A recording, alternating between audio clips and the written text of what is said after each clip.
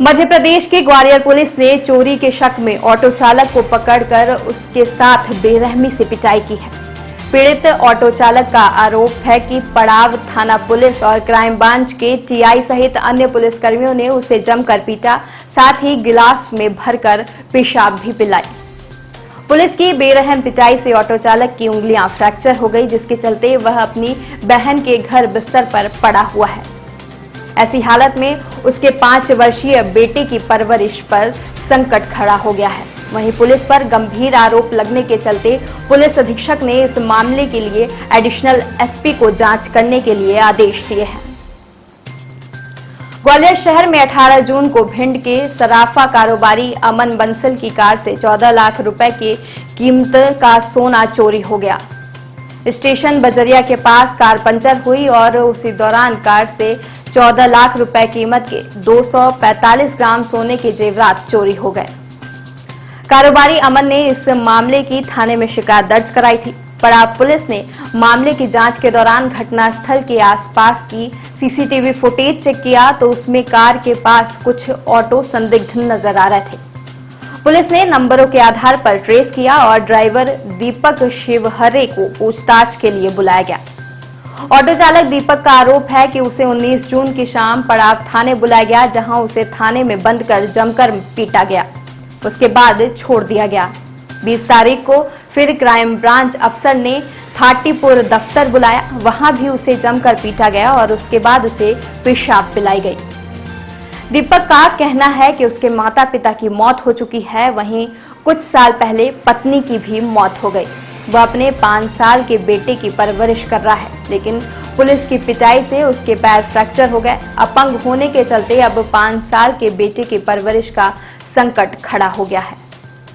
वहीं इस पूरे मामले में एसपी धर्मवीर सिंह का कहना है कि पुलिस कर्मियों पर गंभीर आरोप लगने के चलते मामला बिगड़ गया। उधर एसपी का कहना है कि चोरी के एक मामले में पूछताछ के लिए कुछ लोगों को पकड़ा गया था।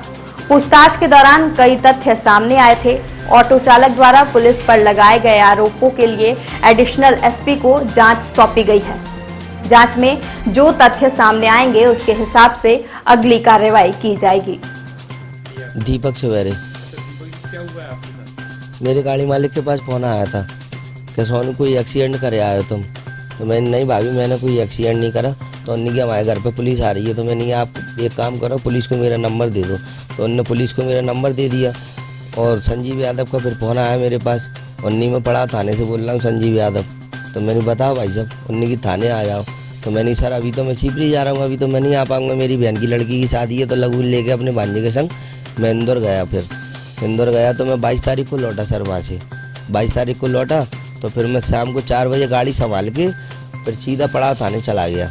थाने गया तो वो 5:30 बजे आया, मैं बाहर बैठा रहा संजीव यादव, मैं वहाँ से चुका नहीं साहब। उसके बाद में फिर उनने मुझे अंदर ले गया वो संजीव यादव। पूछताछ करी उनने मुझसे, 1-2 चांटे मारे। पूछताछ यही करी कि उनने वो तेरी गाड़ी में लड़के बैठे हैं, वो उतर रहे हैं लड़के। मैंने साहब कौन से लड़के, मुझे दिखा तो सही साहब, मेरे को मालूम ही नहीं है। वो कह रहे तेरी गाड़ी में से 250 ग्राम सोना गया है, गाड़ी में से मतलब सोना चुरा है। कार का बोल रहे हैं कि तेरी गाड़ी है ना ऑटो पीछे चल रही है कार के। मैंने कि बताओ साहब, आप मेरे को वीडियो बताओ। मैंने कि साहब ऐसा कोई आरोप नहीं है मेरे ऊपर। और मैंने कि मैं तो नदी गेट से कहीं सवारी लेके भी नहीं गया उस दिन, मैं तो वहीं खड़ा हूँ नदी गेट पर। मेरी वही वीडियो दिखाई उनने, वही फोटो दिखाया है मेरे को। बहुत मारा साहब उनने मुझे, उल्टा लटका के रात भर मारा। फिर उनने 23 तारीख को मुझे रात को 1:30 बजे छोड़ दिया, मैं अपने घर चला गया। फिर उसके बाद में फिर उन्होंने फ़ोन लगाया, उन्होंने कि थाने आ जाओ, एक फ़ोटो दिखाना है तुम्हें, फ़ोटो दिखाना आ जाओ। तो मैंने कि सर आता हूँ मैं।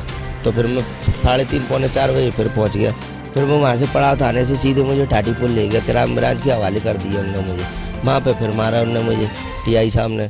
क्राइम ब्रांच ने मेरे ऊपर खड़े होके, और जी देखो साहब कितने निशान है मेरे। और टीआई साहब ने मुझे गिलास में भर के पेशाब पिलाया और उसमें बदबू आ रही थी, मैं ज़बरदस्ती पिलाया। उनने पी इसको मार चोट, बहुत मारा साहब, उल्टा लटका के उनने वहाँ पे मेरे को। देख लो अब मेरा पैर भी फ्रैक्चर हो गया, ट्रॉमा सेंटर में भर्ती था मैं साहब। और मैंने कोई चोरी नहीं करी आज तक, 20-22 साल हो गए ऑटो चलाते चलाते। चोरी का कोई रिकॉर्ड नहीं है साहब मेरा। आवेदन सीएसपी के दिया, एसपी के दिया हमारी दीदियों ने। जब उनको मालूम नहीं चल रही थी तो एसपी के मंगलवार को जन सुनवाई में आवेदन दिया मेरी बहनों ने। चाहते हैं? इंसाफ चाहते हैं साहब हम तो। और मेरा बच्चा एक छोटा 5 साल का साहब, और गरीब आदमी, मैं रोज़ कमाता हूँ रोज़ खाता हूँ साहब। मेरे बच्चे का पालन पोषण कौन करेगा? अब कमाने वाला तो मैं रहा नहीं साहब। मेरा पैर टूटा है, फ्रैक्चर है मेरे। इंसाफ चाहता हूँ साहब मैं तो। मैम क्या नाम है आपका और आपके भाई के साथ क्या अन्याय हुआ? मेरा नाम है पिंकी शिवर है, मेरा भाई है सोनू शिवर है। सर उसके साथ बहुत नाइंसाफ़ी की है, उसको उल्टा लटका के मारा गया है क्राइम ब्रांच वालों ने। उसको इंसाफ चाहिए, उसका छोटा बच्चा है 5 साल का, और वो कैसे पलेगा सर? अब खाने पीने को कुछ नहीं है, क्योंकि वो रोज़ कमाता है रोज़ खाता है, तो किराए से रहता है, ऑटो भी उसकी किराए की है। अब क्या करना चाहिए? हमें चाहिए इंसाफ। तो बेरहमी से उसको मारा किया है सर, उस पर चोरी का इल्ज़ाम लगाया गया है। 3 दिन उन्होंने रिमांड पर रखा है, अब रिमांड में कुछ नहीं मिला है, तो आपने अपनी मर्जी से ही छोड़ा है उसको। तो अब आप बताइए क्या करना चाहिए? हमें तो इंसाफ चाहिए। तो अब अभी क्या हालत है? अभी हालत उसकी इस स्थिति में कि बस ये समझ लो उसकी सांसें लटक रही हैं आखिरी, उसको चल नहीं पा रहा है, खड़ा होकर गिर जाता है। हम लोग उसकी हेल्प कर रहे हैं, हम लोग उसको लैट्रिन बाथरूम घर में करा रहे हैं पॉट रख के, और बस वो कुछ लायक नहीं बचा है अब, और उसका पैर फ्रैक्चर है।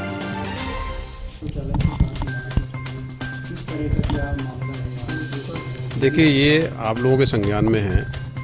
विगत दिनों पड़ाव थाना क्षेत्र में एक एफआईआर हुई थी, जिसमें एक ऑटो चालक जिसमें सवारी बैठ के आई थी, 240 ग्राम सोने के उसके जो आभूषण थे वो चोरी चले गए थे। फरियादी के द्वारा भी ये शंका व्यक्त की गई थी कि जिस ऑटो में वो बैठ के आया है, उस ऑटो का जो मूवमेंट था उस पर उसे शंका व्यक्त की थी। पुलिस ने एफआईआर की थी। एफआईआर करने के बाद जो इन्वेस्टिगेशन के दौरान बहुत सारे सीसीटीवी कैमरे इंद्रगंज से लेकर पड़ाव तक के देखे गए।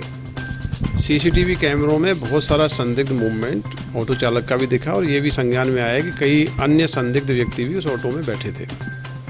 इन्वेस्टिगेशन के दौरान ऑटो चालक को और जो भी उसमें उसके साथ में सीसीटीवी कैमरे में देखे गए उनको पूछताछ के लिए बुलाया गया था।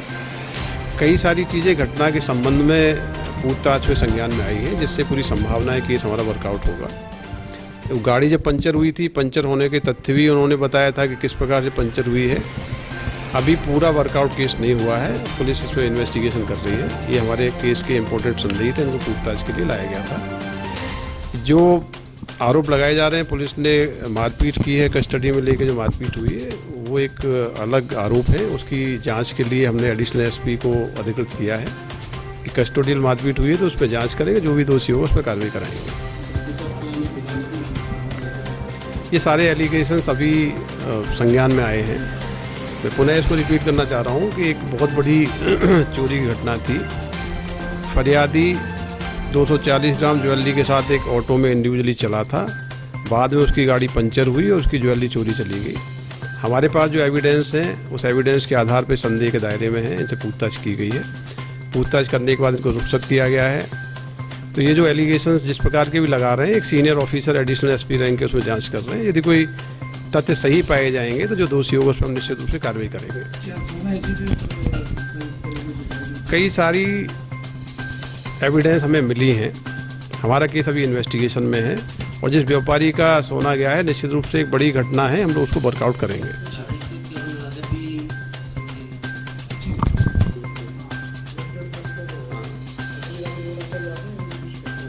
डांस क्लासेस चलती थी, वहाँ जाती थी, लेकिन अब इशू है कि 5 से लेके 9 के बीच में